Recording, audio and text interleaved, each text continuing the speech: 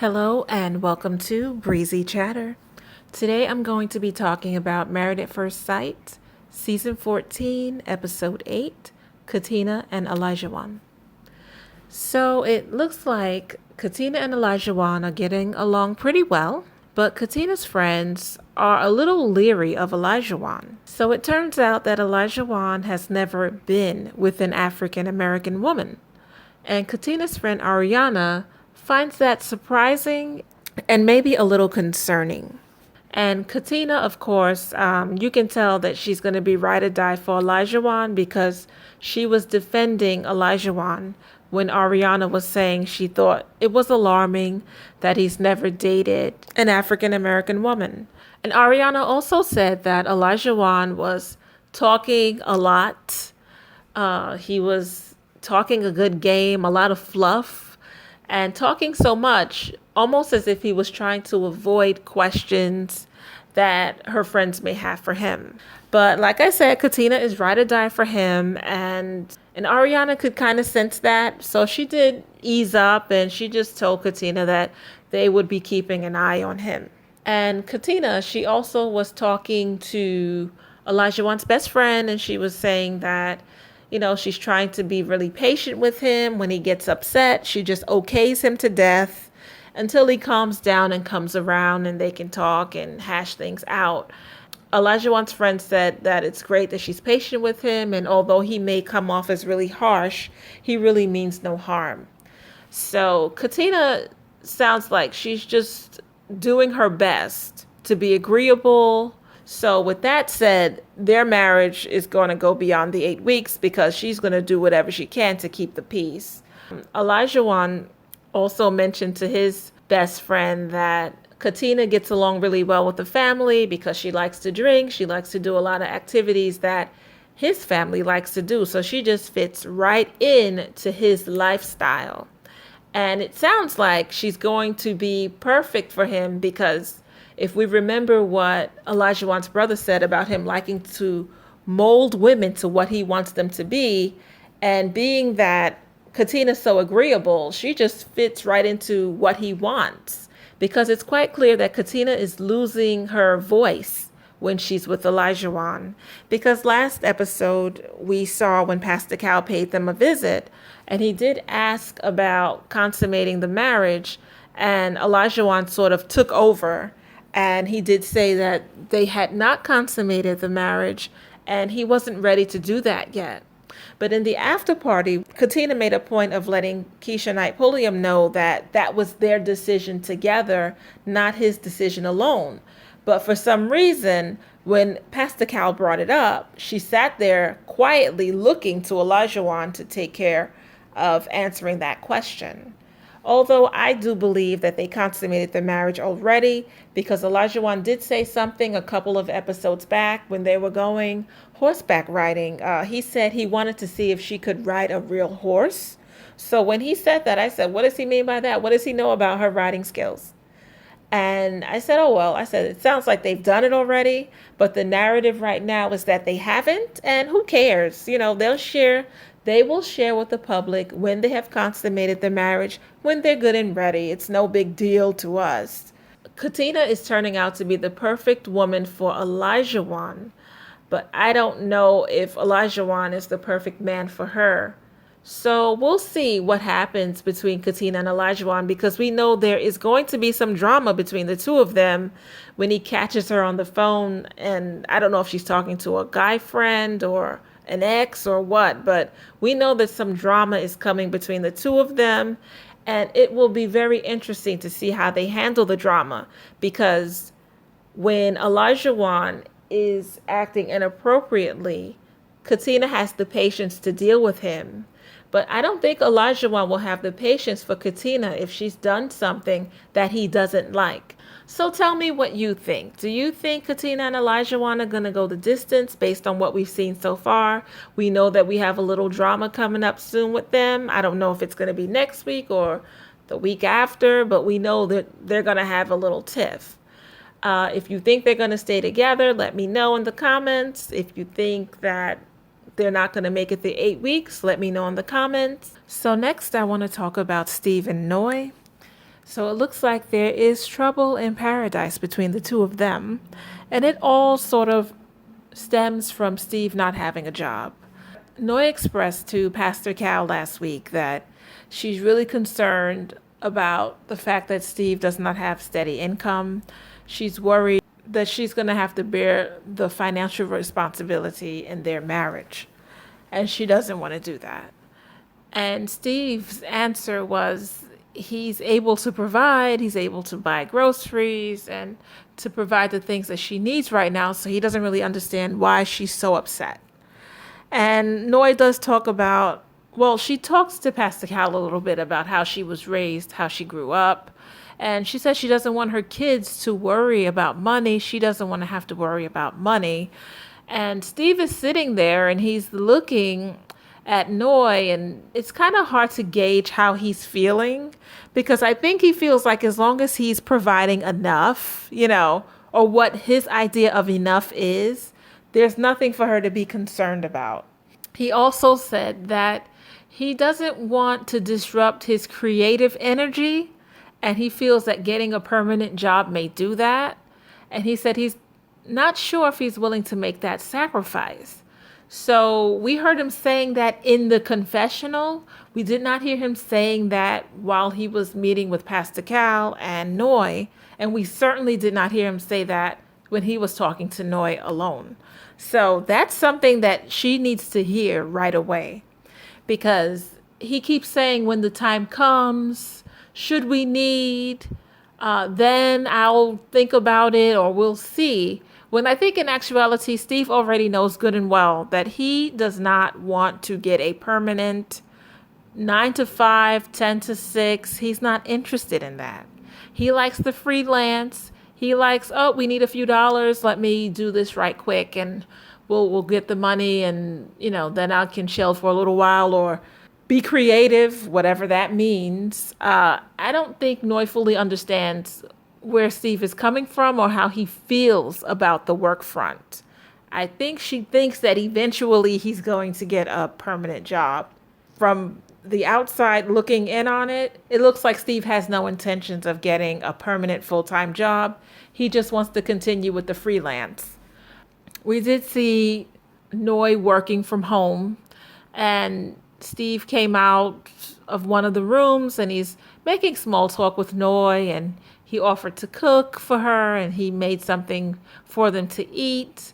And I don't know if she's a little annoyed with the idea that she's working and he's just sort of around, not working.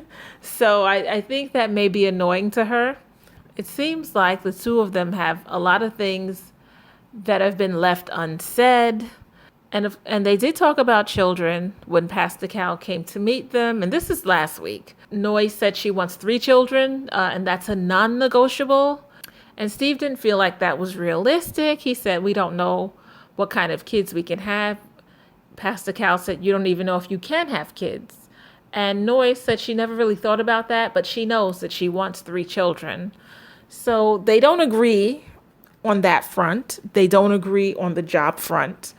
And they also don't agree with Noy's dog Sushi sleeping in the bed with them. Noy said that her dog is going to sleep in the bed between them. When Steve went to visit Noy's home, Noy has steps that lead to the top of her bed so that Sushi can get up there and lay around and wallow in bed with her. And Steve, he seemed like he was a little frustrated with that.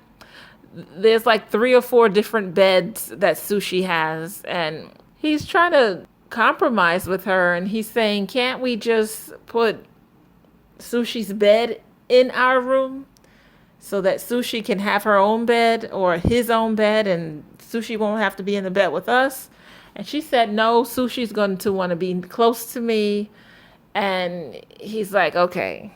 It seems like he doesn't really care for dogs that much, especially when it comes to the maintenance piece.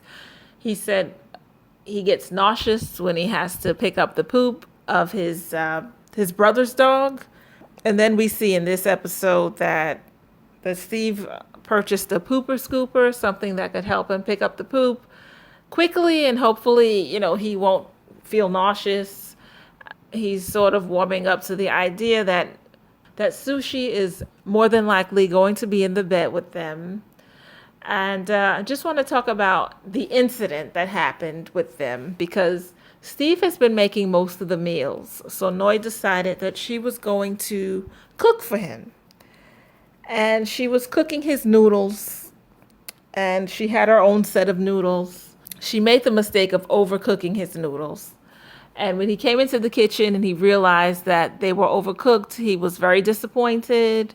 He said, "You could look after my noodles too." And she did say something along the lines of, "Well, I'm not going to be eating them."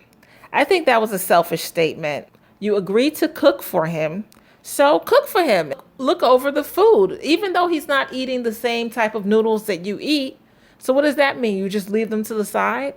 If you're supposed to be doing this nice gesture of cooking for him, watch his food.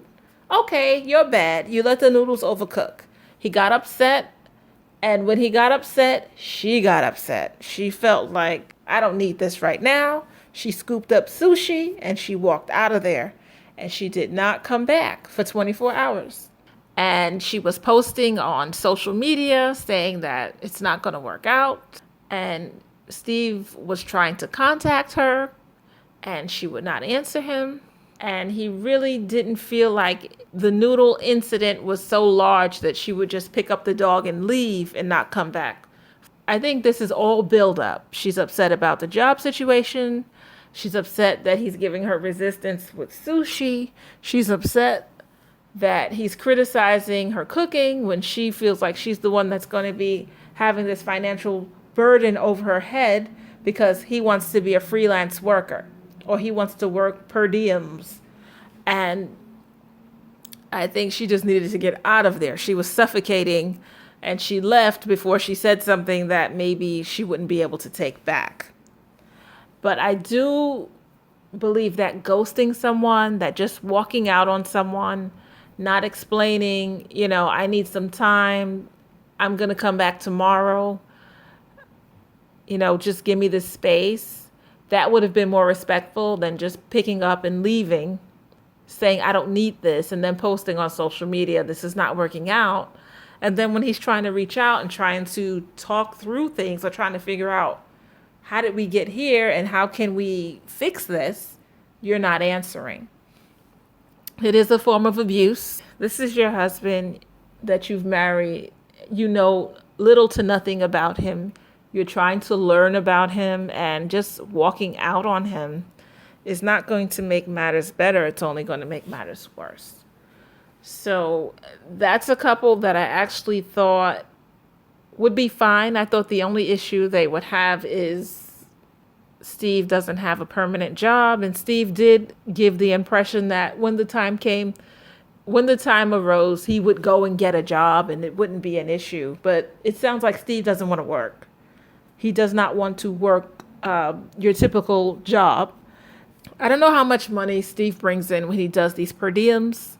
I don't know if it's enough to sustain them, but she's very concerned about it. They had the friends over, and Noy even brought it up to his friends. She said she's really concerned about steady work. And even one of his friends said, well, he's skilled in a very great field, and they're always looking for sales engineers at my job.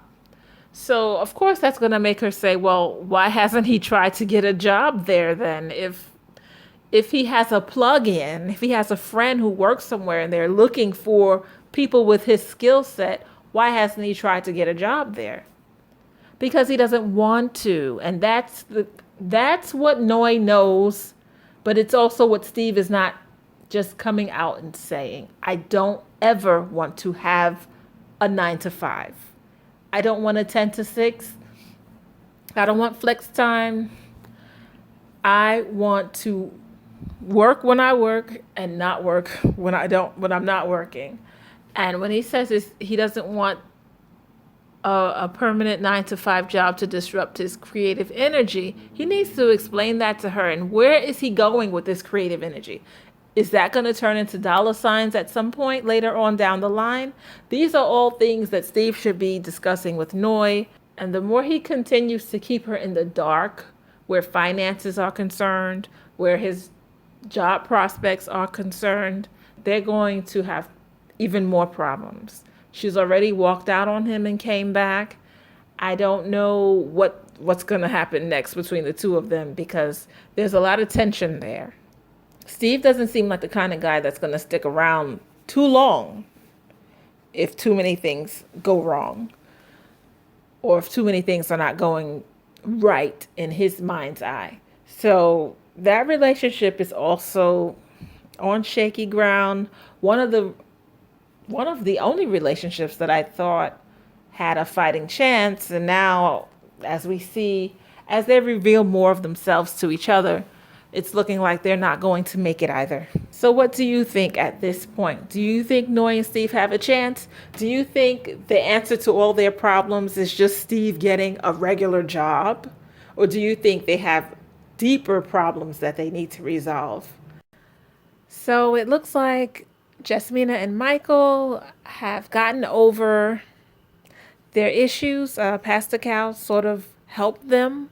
He gave them an exercise to sort of communicate better with each other. So when Michael is getting in his feelings, Jasmina can just let him know that they are together. And they looked very much together in this episode. They had friends over, and it looks like they had a really nice time. Michael invited his sister, and Jasmina and Michael's sister had a talk. And Jasmina did tell Michael's sister that she does like Michael.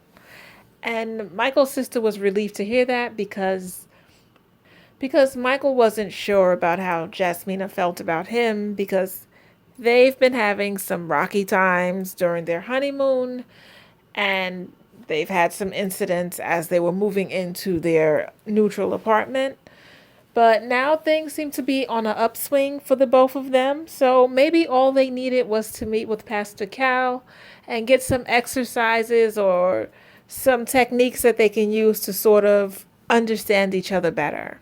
Because as they said, they have so much in common. So maybe they just need to get out of each other's way. Although I still feel that being in a relationship with someone who sees things so differently from you, when you're having arguments, when you're having a disagreement, that can be a major problem. I see it as a red flag. I see it as a hard stop. But Jasmina and Michael do not. And they took Pastor Cal's tips and they seem to be having a great time with each other or in each other's company. So hopefully that continues on with them. I feel like they've had enough bumps in the road. Let someone else have some drama and let Jasmina and Michael have a good time. It was good to actually see them laughing and smiling with friends and family. Then we have Alyssa and Chris. So everyone was so excited and happy that Chris put an ending to the madness. He told Alyssa, "This is my decision day." He told Pastor Cal, "It's over. I want a divorce." Of course, Alyssa tried to pretend that she was about to give it her best effort. She was ready to try with Chris. But everyone knows, and Chris knows, that couldn't be further from the truth. Chris shared with his mother that he told Pastor Cal that he wanted a divorce. And he said that she was never fully into it. She was never invested in their marriage from day one. And of course, he's sort of implying that she just wanted to be on TV. And Alyssa hates that implication. So just when everyone was so excited that Chris put the madness to an end last week, why are they on our screen for episode 8? The reason is that they had to share with the rest of the group that they have decided to end the marriage. So all of the couples were bowling, and that's when they shared the news. Nobody was surprised. Everybody knew that the marriage, the wedding, any possibility of a connection was over before it even started, because Alyssa is superficial and she was not attracted to Chris, and she could not pretend. She needed to take notes from season 13 on how to pretend, because Mirla played everybody, okay? She had everybody thinking, oh, maybe her and Gil are going to work it out. She knew from day one that marriage wasn't going anywhere. But she played the game and she cashed out. Alyssa, she can't play the game. She said, I'm sorry. What did they say? I will do anything for love, but I won't do that. She could not pretend. So Chris said, what am I doing here? I'm here, I'm open, I'm willing, and she's not. So what am I doing here? Why am I wasting my time trying to have something, or trying to work out some sort of a relationship with someone, making a fool of myself, saying that I'm willing to take 1%, 1% is enough, when she's not giving me anything. So he put an end to it. Unfortunately, we had to see them again this episode, but hopefully this is it. I do not want to see them this Wednesday. They better not be on my screen. They better not be on my screen.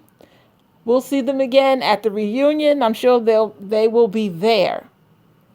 I'm mentally prepared for that, but that's it. I don't want to see them anymore.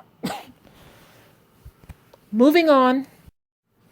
Okay, and last but not least, let's talk about Lindsay and Mark. So they did meet with Pastor Cal last week, and Lindsay's a little upset with Mark because she feels like he's running hot and cold. She is very much a mother hen, I guess, when he's around. She's mothering him. She's cooking. Here, try this, taste this. She's very loving towards him.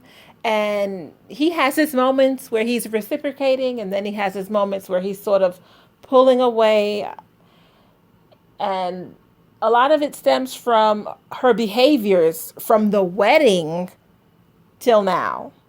He's not used to someone who speaks as brash as she does. He finds it embarrassing. He did share with his friend that the things that come out of her mouth are things that he would never say, and it makes him uncomfortable. And I guess it sort of also puts him in a position where, since he's with her, since she is his wife, he has to defend her at the same time. He has to look out for her at the same time. And he doesn't want to be put in that position. But he is in that position, whether he likes it or not, because he has no control over her mouth. She has no filter. And he's been warned over and over again by her father. Her father is so traumatized. I'm going to say traumatized by her mouth, that's pretty much all he could talk about when we saw him on air. Oh, she's vicious. She's vicious with that mouth. Be careful. Don't be on her bad side. And yes, we got to hear that mouth again this past episode, because when they were all at the bowling alley and Chris and Alyssa broke the news that they were getting a divorce. Yeah, what news that was. They were also talking about their husbands. And Katina did mention how she's so grateful that Elijah puts the toilet seat down. And of course, that starts a conversation. Steve wanted to say something about it. Lindsay had something she wanted to say about it. And Lindsay, she's just very excited. When something comes to her mind, she just wants to start sharing. And she was sort of cutting Steve off. And they had to stop her and tell her, let Steve say what he needs to say. And Steve said his piece. And then Lindsay was talking about Mark. And Katina was rolling her eyes. And she questioned Katina about it. She did ask her, why are you rolling your eyes? And Katina said something like, oh, nobody's worried about you, or something, just sort of blowing her off. And I think Katina needs to get over it, because guess what? Your husband, who was the one that was having to deal with Lindsay attacking him or harassing him, he's not pressed. So why are you pressed? She's giving Lindsay too much energy for no good reason. So, of course, Mark gets upset because he felt that Lindsay should have just ignored Katina's behaviors. So, they had a little disagreement at the bowling alley, and he was talking about her drinking, and she was saying something about him going back to his mother's house. And then she's upset, of course. She's in the bathroom. She's talking to the producers, and she's telling them that he can go back to his roach infested place. I mean, she was ripping him up in that bathroom. And he was sitting on the stairs with Chris, who seems to be their arbitrator. He seems to be the person who sort of tries to be the peacekeeper between the two of them, because he's the go-to person when they're upset. And I think it's so funny that he has to take Lindsay's call, and then he has to take Mark's call, and he's just trying to help them mellow out. But Chris and Mark can hear Lindsay, but I don't think Mark heard what she was saying. I think he just knew it was her yelling in the bathroom. Because I think if he heard those things, he would have reacted a little different. I think he was embarrassed that he could hear her yelling, but I don't think he heard what she was saying. Could you imagine what their arguments must be like when the cameras are turned off? Oh, gosh. You know, I don't know. That's another couple that could go either way. Because I feel like Lindsay does have the potential to be a good wife to Mark. But Lindsay is a lot. She knows that she's a lot. Her family knows that she's a lot. And now he has to deal with that. So, Mark, you got a lot on your hands, dude. But it will be very interesting to see what happens between them if they actually decide to stay married. I have no doubt that they are going to make it to the 8-week mark. I don't see either of them. I can't even see either of them walking out beforehand. But it'll just be interesting to see if at the end they both decide that they want to stay married. Oh, so you guys tell me what you think about Mark and Lindsay. Do you think they are going to go the distance? Do you think they're going to have some major blow up and Mark is going to run out of there before the 8-week mark? Let me know in the comments. So that is my commentary. If you liked it, hit like, subscribe, and leave comments. Thank you for your time. Until next time. Ta-ta.